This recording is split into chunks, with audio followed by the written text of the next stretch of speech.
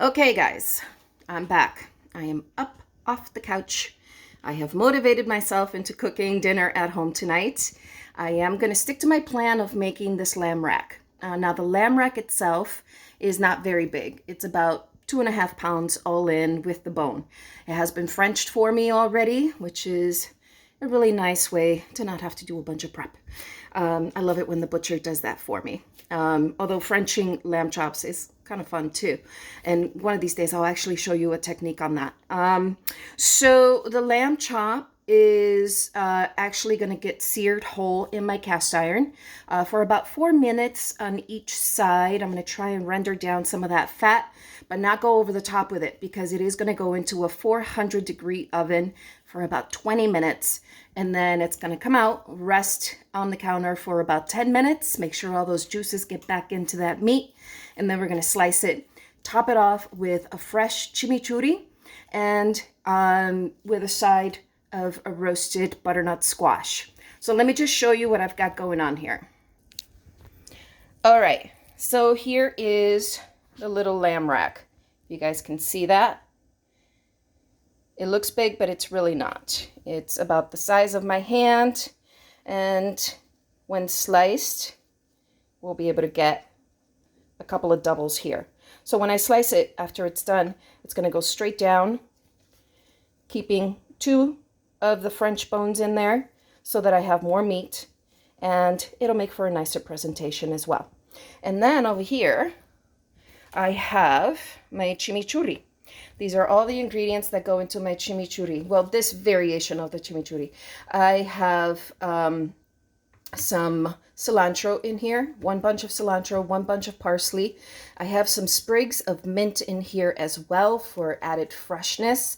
I have 2 garlic cloves and some red chili flake. I want this chimichurri to have a little heat to it. Kind of helps cut through that gaminess of the lamb.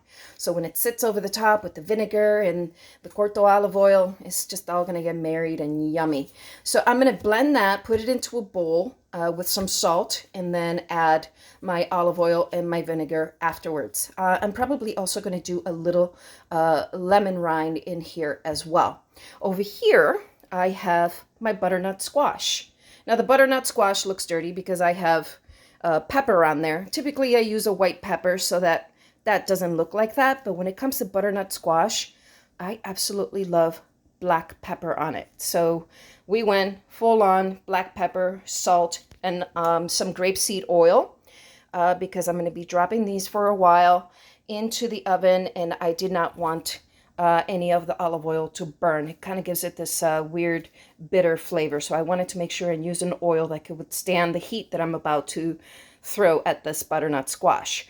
And then when I plate it, it's just gonna get placed on the plate whole like this and topped off with a little toasted pepita and pine nuts, some maybe a little lemon rind on there as well. Who knows? Maybe we'll leave it nice and simple. And then that's gonna be it, really.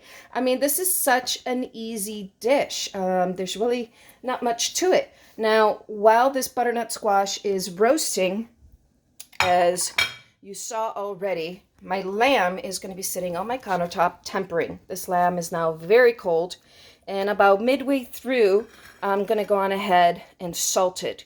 Try and extract some of that moisture from it, pat it down, and then salt it again. And then I'm going to put it into a screaming hot skillet here with some oil and just let it do its job. That's it. So I'll see you guys soon, okay, for the next steps.